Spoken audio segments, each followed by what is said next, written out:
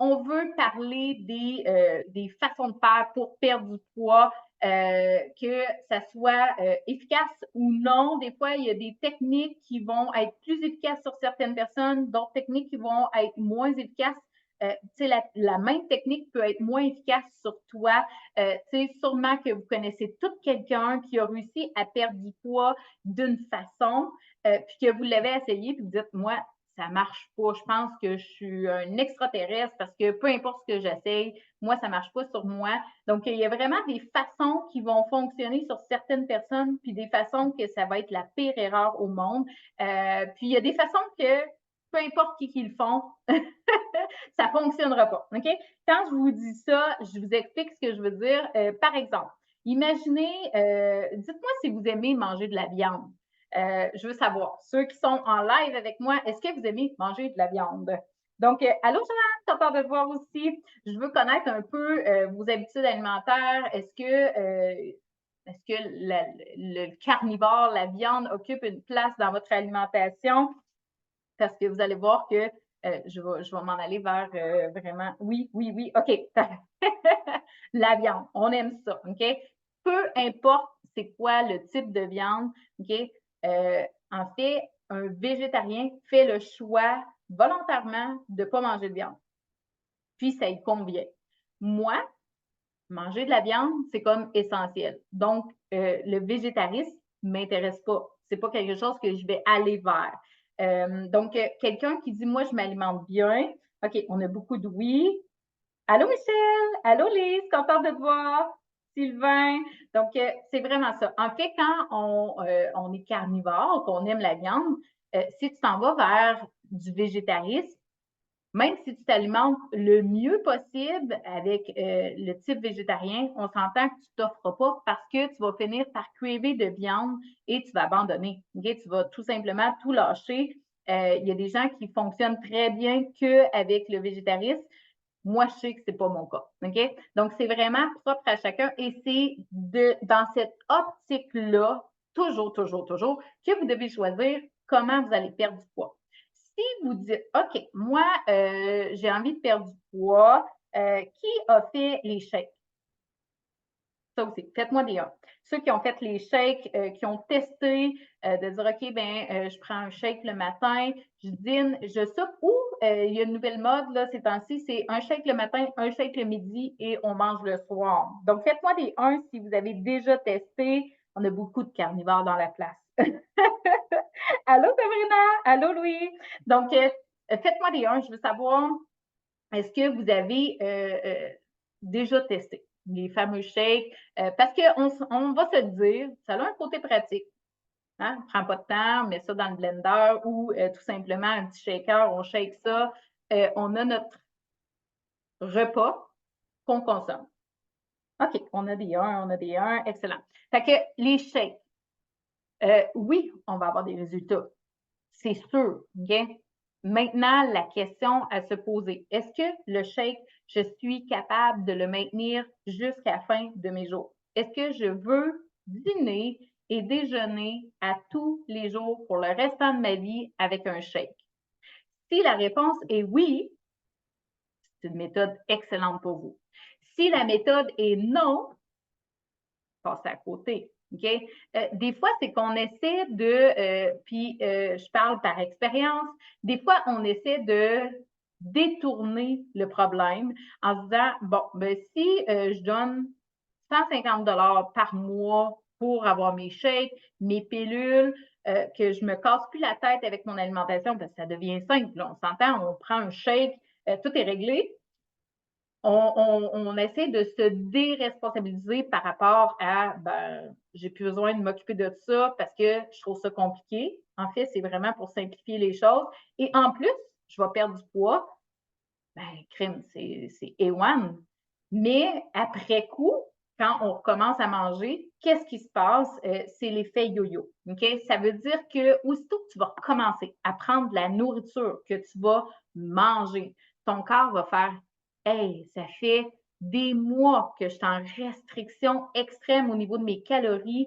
Là, je te jure que je vais tout stocker ça, je veux garder ça le plus possible parce que je ne sais pas c'est quand qu'il va y avoir la prochaine famine. OK? Fait que ça, c'est un des impacts qui va arriver.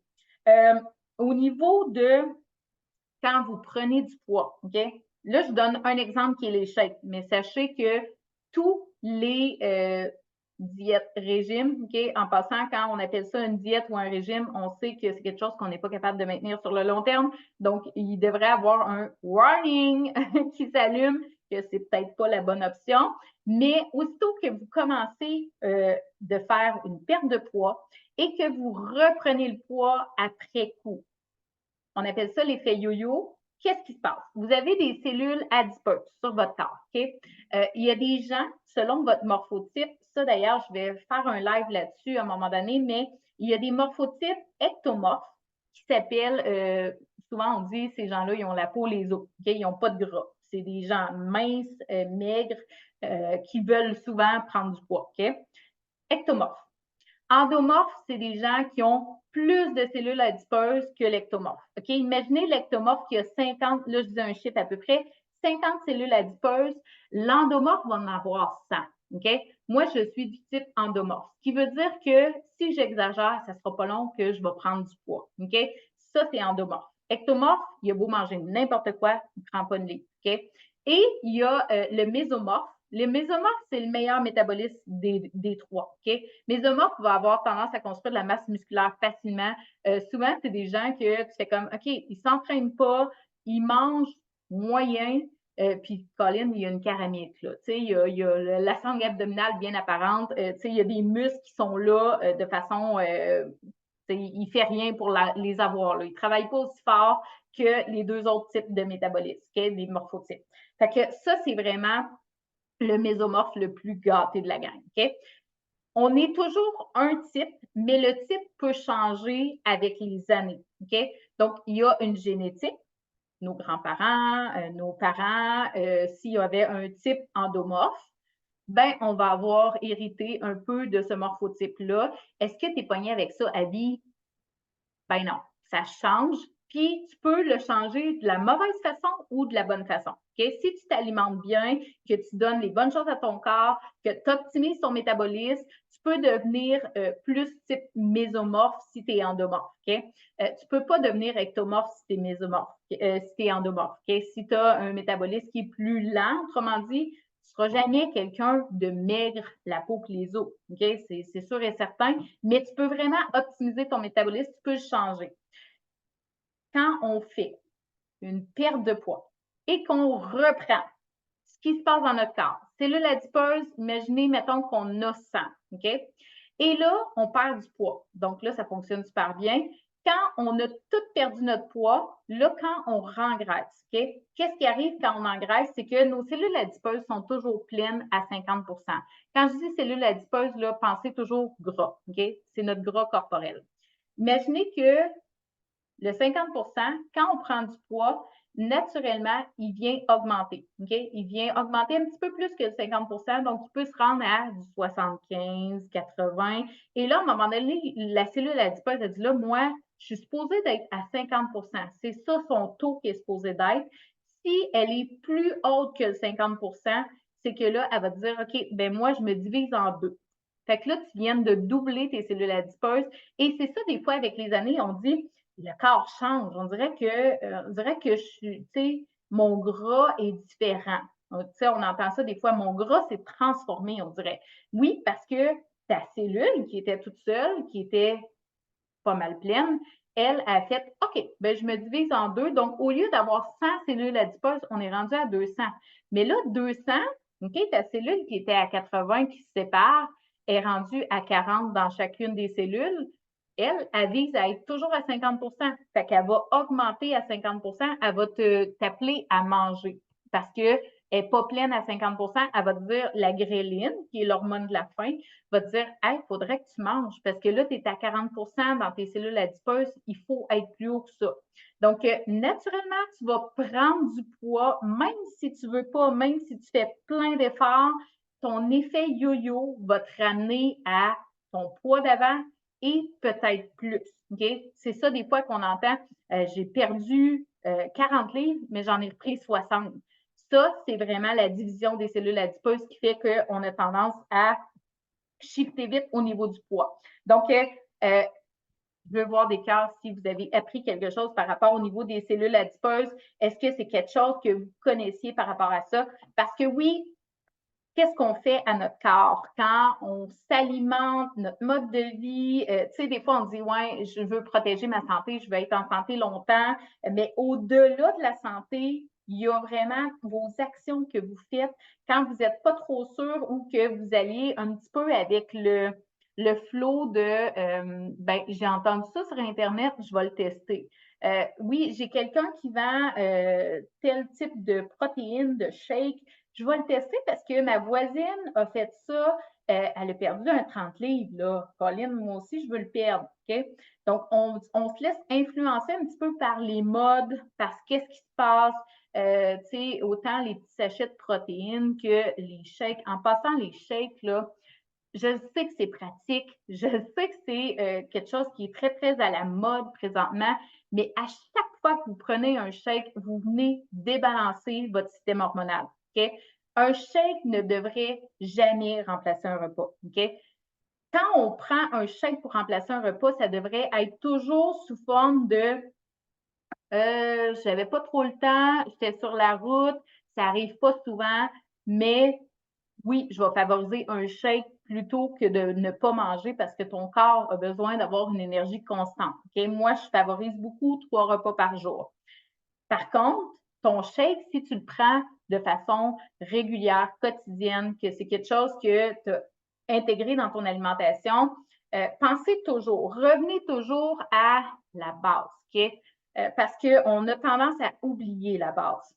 La base, c'était on chassait le mammouth, on ramenait le mammouth à la maison, puis on le faisait cuire. À travers ça, il y avait des petits fruits des fois, okay, des cueilleurs de fruits qui ramenaient aussi ça. Mais on s'entend qu'il n'y avait pas de protéines en poudre, là. Hein? Les petits produits transformés, ça n'existait pas. On mangeait des choses véritables, brutes. OK? Est-ce que c'est possible de faire ça aujourd'hui? C'est dur. Pourquoi? Parce qu'il n'y a que des produits transformés. Oui, il y a de la viande, oui, il y a des légumes, oui, il y a des fruits, mais il y a tellement de produits alentours qu'on veut goûter. On est humain, on aime manger. Je veux voir. Est-ce qu'il y en a qui aiment manger? Faites-moi des signes.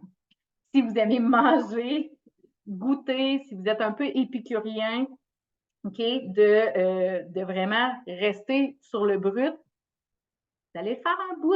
Est-ce que vous allez le faire toute votre vie? Non, c'est trop dur, OK? Éliminez ce qui est dur, ce qui n'a pas de sens pour vous. Posez-vous toujours la question, OK, 25, je ne suis pas toute seule. OK, fait que tu sais, on aime goûter, on aime manger. Allez pas à l'extrême, vous n'aurez pas de résultat. Ou si vous en avez, vous allez faire l'effet yo-yo, OK? Éliminez l'extrême de votre alimentation. C'est pas ça que ça prend, OK? Ça prend un équilibre. OK, je suis vraiment pas toute seule. Il y a beaucoup de gens qui ont des seins. OK. Donc, vraiment, on élimine ce qui est pas tenable à long terme. On élimine aussi ce qui est cadré. Ça revient à la même chose parce que sur le long terme, vous allez avoir de la difficulté à le tenir. Quand je dis cadré, OK, je vous donne un exemple. Si le lundi, je dois manger du riz au poulet, le mardi, je dois manger un saumon à l'aneth et le mercredi, je dois manger du riz avec un steak et des brocolis. Qui c'est qui a décidé qu'on mangeait ça? Ça s'appelle selon une charte de calories, nutriments. On a construit un plan alimentaire et voilà, je te donne ça. Et je vais te donner le même avec quelques petites différences avec le voisin et l'autre voisin. Tantôt, je disais, si vous êtes carnivore, allez pas végétarien. Okay? Donc, si ton plan alimentaire, c'est quelque chose que quelqu'un d'autre a choisi, qu'est-ce que tu mangeais le lundi, le mardi, le mercredi jusqu'au dimanche, tu ne seras pas heureux, là. Tu vas le faire un bout. Okay? Puis ça va te convenir. Au début, tu sais, c'est que tu es dans un cadre, c'est exactement où est-ce que tu t'en vas, tu vas apprécier même au début. Tu vas faire: «Ah, c'est pas si pire, crime, ben oui, je vais faire cette recette-là». Mais quand ça fait un mois que tu manges la même chose pendant un mois, puis que le mois d'après, c'est soit que tu recommences ça ou tu rechanges avec un autre plan, que ça te recoûte encore un 100 puis là, tu recommences un nouveau plan. Le mois d'après, il faudrait que tu repayes encore pour un nouveau plan. C'est comme un coup que tu vas avoir atteint ton objectif. Qu'est-ce que tu fais? Tu continues les plans? Mais non, je ne veux pas payer 100 pièces par mois toute ma vie. OK, fait qu'on arrête les plans. Mais là, tu fais quoi? OK, je vais essayer de manger un peu comme j'avais comme les plans. Fait que là, on se rapproche vers ça, mais on se tanne. On finit qu'on abandonne. Pourquoi? Faut cadrer. OK? Tu as trop de restrictions, c'est que c'est ça, faut que tu manges. Mais la journée que tu as envie de manger une lasagne, puis il est écrit saumon, ouais, tu vas être un peu malheureux. OK? Donc, plus que coucou Mélanie, contente de te voir aussi. Mélanie qui a une super belle perte de poids malgré le manque de sommeil. Donc, vraiment, tu sais, faut être vraiment logique dans notre processus. Plus que vous allez vous exiger des choses qui n'ont pas de bon sens, malgré le fait que vous ayez toute la volonté du monde d'arriver à votre poids santé, OK, votre corps est plus fort que vous, là, vos envies. Et quand je parle d'envie, là, c'est vraiment hormonal. Quand vous avez envie de quelque chose, c'est vraiment, il y a une raison à ça, OK? Quand vous mangez beaucoup de salé, c'est une tendance cortisol, OK? C'est les hormones. Le cortisol est plus élevé. Le sel, à quoi il sert le sel? Ça nourrit vos glandes surrénales, qui est les glandes qui produisent votre cortisol, OK? Donc, si vos glandes surrénales sont fatiguées parce que vous êtes très, très élevé en cortisol, OK, vous en produisez beaucoup, vous allez être attiré par le ciel. OK? Le sucre, c'est vraiment causé par un débalancement de l'insuline. Quand vous avez envie de manger du sucre, l'insuline est présente dans votre corps en trop grande quantité. Il faut vraiment aller doser de ce côté-là. Même chose, si vous ne dormez pas bien, ça va nuire à votre perte de poids. Hein, Mélanie, tu pourrais en témoigner dans les, dans les commentaires. Si vous ne dormez pas bien, en fait, au niveau de la perte de poids, ça se peut que vous voyez une grosse, grosse différence. Pourquoi? C'est que vous devenez inflammé. Aussitôt que vous manquez de sommeil, votre cortisol va être plus haut. Cortisol impacte au niveau de l'inflammation dans votre corps. Inflammation dans votre corps, vous allez être plus pesant tout de suite sur votre pesée. OK? Ça va paraître, Mélanie, elle confirme. OK? Ça va paraître, au lieu d'avoir perdu 2 livres, vous allez peut-être rien avoir perdu, peut-être 1,2, 0,4, 0,5, mais ça va être minime versus si vous auriez dormi. OK? Puis Mélanie l'a testé, elle est retournée se coucher, elle s'est repesée, puis sa pesée avait changé. OK? Donc, vraiment, de ce côté-là, il faut vraiment être alerte parce que perdre du poids, c'est pas 2 plus 2 égale 4. OK? Perdre du poids, c'est vraiment, moi, des fois, je dis les as, il faut qu'ils soient alignés dans le sens que faut avoir un bon mode de vie, faut dormir assez, faut nourrir nos hormones de façon adéquate. Si vous êtes un type cortisol et que vous continuez de solliciter votre cortisol tout le temps, même si vous essayez très fort de perdre du poids, vous n'y arriverez pas. Même chose pour l'insuline. Okay? Même chose pour les hormones sexuelles. Si vous êtes débalancé parce que vous êtes en ménopause ou que vous sortez d'une grossesse, okay? C'est un débalancement au niveau des hormones sexuelles. Même chose pour les hommes. Des fois, il arrive une tranche d'âge où est-ce que je ne comprends pas là, mon poids, on dirait que je ne le contrôle plus. Là. On dirait qu'il a envie de monter tout le temps. L'andropause, okay? C'est un débalancement au niveau des hormones sexuelles comme la femme vit avec la ménopause. Ben, c'est le même principe. Okay? Si vos hormones sexuelles sont débalancées, ça, j'en ai déjà parlé, en fait, votre estrogène, progestérone, testostérone. Okay? Pour autant les hommes que les femmes, c'est le même débalancement, là, dans le sens que, oui, les hommes ont plus de testostérone, mais la femme va avoir un peu moins de testostérone, mais au final, c'est les 3 hormones, on a les 3, autant hommes que femmes. Quand vos hormones sexuelles vont être débalancées, okay, qui vit un chamboulement, ça va impacter sur le cortisol. Le cortisol impacte sur l'insuline et la roue est partie. Okay? Vous venez de perdre le contrôle totalement. Okay? Donc, si, imaginez, vous êtes en phase de perte de poids, vous faites un plan alimentaire et votre cortisol, votre insuline est déréglée, vos hormones sexuelles sont déréglées, vous avez des envies de sucre qui est tout le temps là, ou des envies de sel que vous pensez juste à manger des chips, et que vous devez suivre un plan alimentaire où est-ce qu'il est écrit que ce soir, tu manges du poulet, du brocoli et du riz, là, ça va être rough, là. Ça va être très tough. OK? Parce que si vous essayez de combattre une hormone, vous allez perdre, même si vous voulez très fort. OK? C'est sûr que vous allez perdre. Je vous donne un exemple. Moi, j'étais quelqu'un qui aimait le sucre. OK? Je l'aime encore d'ailleurs. C'est pas disparu, mais c'est vraiment sous forme de différent comment je le consomme. Puis, j'avais un plan alimentaire, j'étais suivie par une naturopathe. Je devais écrire ce que je mangeais et le mardi soir, j'avais fait un dessert maison, santé. Et là, je m'en vais voir ma naturopathe et elle me dit, tu sais, Caroline, que tu peux pas manger du dessert. Puis j'avais fait, oui, je sais, mais là, j'ai mangé des céleris, j'ai mangé des carottes, j'ai mangé un petit yogourt. J'ai fini par mon dessert, j'y arrivais pas, j'avais trop envie, puis là, j'étais en train de dévaliser le garde-manger. Ça, là, c'est très hormonal. Si tu sens que tu n'as pas de volonté, imagine, si tu te cadres dans un plan alimentaire, tu ne survivras pas à ça. Là. Tu ne survivras pas à ça parce que ça va être trop exigeant. Tu essaies de combattre une hormone. Okay? C'est comme de dire à une femme qui est en ménopause de ne pas avoir de bouffée de chaleur, même si elle veut très fort. Elle n'aura pas le dessus. Pourquoi? C'est hormonal. Donc, quand tu essaies de combattre un envie de sel, un envie de sucre, des chips ou du chocolat ou peu importe le dessert qui t'attire, tu es en train d'essayer de combattre tes hormones. Est-ce que tu vas réussir? Peut-être la première fois, mais ça va te rappeler. Okay? Ça va rappeler plus fort et là, tu vas voir que tu n'y arriveras pas, tu vas finir par flancher. Puis souvent, les gens, quand ils m'approchent, ils me disent moi, j'ai pas de volonté, j'y arrive pas. Perdre du poids, on dirait que j'ai pas de motivation.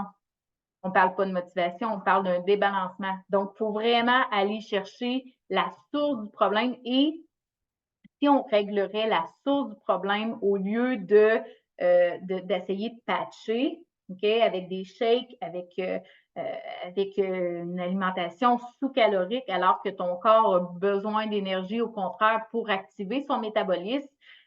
Si au lieu de patcher, qu'on règle à la source, il y aurait bien moins de gens malades, là, ou même au niveau du système de la santé. Si on irait plus vers le système endocrinien et l'intestin, les hôpitaux seraient vides. Là. Okay? On changerait la donne vraiment de ce côté-là. Okay? Donc, allez à la source et posez-vous toujours la question. Mon effet yo-yo, on ne le veut pas. Hein? On ne veut pas peser plus qu'avant. Puis ceux qui viennent d'arriver, je vois là, il y en a qui viennent d'arriver. Allez écouter le début pour comprendre c'est quoi l'effet yo-yo que je parle. Parce que oui, ça a une grosse importance dans l'équation. Ralentir le métabolisme. Ça veut dire que si je suis en déficit calorique, je ralentis mon métabolisme, je mange un peu moins. Si je mange un peu moins, à un moment donné, je vais pogner un plateau. Okay? J'ai des gens qui me contactent, qui me disent hey, je perdais, puis là, je ne perds plus. Pourtant, je m'entraîne encore, je fais encore mon plan alimentaire, puis là, ça ne bouge plus. Parce que là, ton métabolisme est trop lent. Là, s'il est trop lent, ce qui veut dire que si tu étais à 1400 de dépenses énergétiques de calories, là, tu es peut-être rendu à 1000 ou 1002.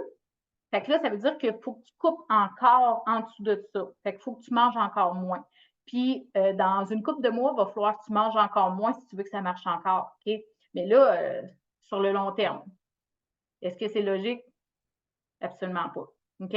Donc, vraiment, posez-vous la question avant de dépenser. Puis surtout, okay, le message que je veux vous transmettre ce soir, c'est que j'ai déjà été là. Okay? J'ai dépensé des milliers de dollars pour perdre du poids. Et souvent, tu sais, parfois, on se dit, bah, c'est juste 100 pièces. OK? Je vais investir dans un plan alimentaire, c'est juste 100 pièces. C'est pas si cher que ça. OK? Ou, ben, je vais prendre des chèques. C'est bon, une couple de mois, ça va me coûter quoi? 200-300 pièces. Je vais avoir le temps d'atteindre mon objectif. C'est pas si cher que ça. Par contre, si vous cumulez toutes les méthodes que vous essayez qui ne sont pas si chères, qui ont échoué, plutôt que d'aller à la source du problème, de vraiment trouver quelque chose qui est maintenant maintenable sur le long terme, ça fait beaucoup de sous pour peu de résultats. OK? Vraiment. Donc, le message que je veux vous dire ce soir, c'est vraiment faites attention dans quoi vous investissez. OK? Posez-vous ces questions-là, puis comme je vous dis, ceux qui viennent d'arriver, écoutez-le du début parce que ça vaut la peine avant d'investir dans quelque chose qui va vous amener à un espoir de bien-être. Validez.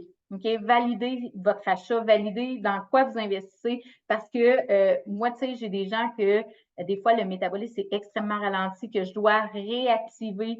Des fois, c'est l'intestin qui est la flore intestinale est débalancée, on doit travailler là-dessus. Mais sachez qu'à partir du moment où est-ce que vous gérez la source du problème, vos résultats, là, ça va devenir un automatisme. À chaque semaine, vous allez avoir une perte de poids et vous allez atteindre votre objectif. Par la suite, le maintien, nous autres, on ne fonctionne que par l'alimentation. Okay? C'est vraiment de l'alimentation qui va optimiser au niveau des hormones, qui fait en sorte que la phase de maintien est encore plus facile que la perte de poids parce qu'on garde une portion de la méthode. Okay? Sur le long terme, on est sur le long terme avec la phase de maintien. Okay? Donc, c'est vraiment super important. Mettez vos cadres de qu'est-ce que vous voulez, qu'est-ce que vous ne voulez pas. Assurément que si vous voulez une perte de poids, il faut être conscient que oui, il va y avoir des changements qui doivent se faire dans l'alimentation, assurément. Sinon, vous réussiriez à atteindre votre poids sans consulter personne. Okay? Donc, oui, il y a des changements à faire, mais il faut que les changements soient faut pas que ça soit surréaliste sur le long terme. Okay? C'est plus dans cette optique-là. Donc, pas trop restreint, pas trop cadré et maintenable sur le long terme, pas trop exigeant aussi. Tu sais, j'ai des gens des fois qui me disent je faisais de l'exercice 6 à 7 fois semaine, puis bon, j'ai arrêté soit un événement, une blessure, quelque chose qui en fait manque de temps, et là, on reprend tout.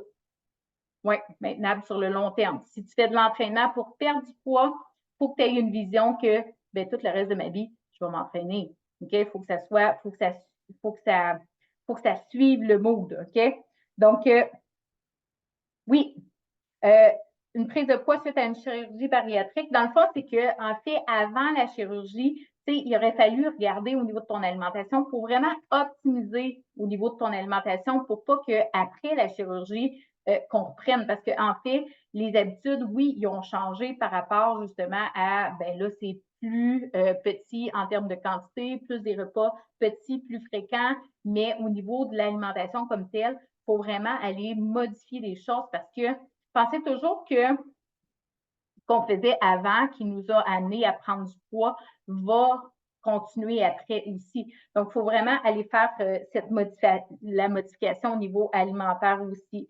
Puis, au niveau des antidépresseurs, au niveau des médicaments, en fait, c'est que aussitôt que vous prenez de la médication, je ne sais pas si vous avez déjà entendu ça, bon, j'ai pris des Advil, mettons. Les Advil, c'est extrêmement inflammatoire dans le corps. Ils disent manger ça avec de la nourriture parce que ça peut faire des reflux. OK? Donc, imaginez toute la médication, en fait, que vous prenez fait le même principe dans votre corps. Ça crée de l'inflammation. Il y en a qui sont pires, il y en a qui sont un peu moins pires, ça dépend vraiment de chaque médicament. Mais il reste que, revenez à la base, tu sais, dans le temps, on parlait d'un gibier ou d'un animal, les gens mangeaient de la viande et des petits fruits. Okay? Notre intestin, là, il n'aime pas ça, la médication. Il fait comme, qu'est-ce que tu m'envoies là? Moi, je ne reconnais pas ça. Okay? La flore intestinale, tu sais, des fois, on dit, après une prise d'antibiotiques, là, c'est comme tes bonnes bactéries, ils n'ont pas aimé ça. Pourquoi? C'est ta flore intestinale, elle est toute détruite par ce qu'on y envoie. C'est un peu la même affaire au niveau de la médication et l'inflammation. Diane, pour vrai, tu iras, si tu n'as pas reçu le vidéo sur l'inflammation, va dans Messenger et clique inflammation. Ben, écris-moi là, sur mon Messenger privé, va écrire inflammation. On va pouvoir t'envoyer le vidéo. Tu vas pouvoir l'écouter. Mais en fait, la médication comme telle, créer de l'inflammation. Inflammation égale, je ne perdrai pas de poids, même que de hier à aujourd'hui, ça se peut que j'aie pris 2 livres, ce qui est impossible parce que tu ne peux pas prendre 2 livres en une journée, OK? Mais quand on a de l'inflammation dans le corps, ça peut arriver. Ça peut faire comme une hausse très, très rapide au niveau du poids. Là, on ne comprend pas trop. On dit, voyons, hier, j'étais à 2 livres de moins. Aujourd'hui, crime, j'ai pas fait grand-chose de plus. Puis là, je suis 2 livres de plus. OK? Ça prend beaucoup, beaucoup de calories pour monter de 2 livres. OK? Puis au niveau de la ménopause, là, à ce moment-là, je te taguerai, Diane, là, sur le live sur la ménopause, ça va te guider un peu. Mais oui, il y a vraiment quelque chose à faire pour corriger au niveau des hormones sexuelles. OK? Donc, s'il y en a qui sont en ménopause, écrivez-le dans les commentaires ménopause, puis je vous taguerai aussi. OK?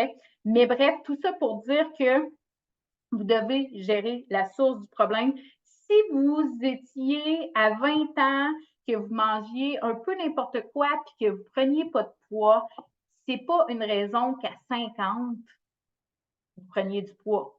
OK? Vous êtes. En fait, si à 25, même que des fois à 25, on exagère, là, si à 25, vous aviez une bonne alimentation, mais avec un peu de une fois de temps en temps, puis rendu à 50 ans, vous dites, ben pourtant, je mange mieux qu'à 20 ans. Ben, en principe, votre poids devrait être plus bas, ben pas plus bas, mais ressembler à votre poids de 20 ans. OK?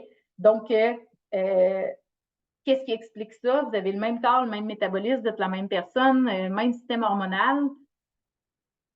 C'est vraiment qu'avec les années, on a déréglé notre système.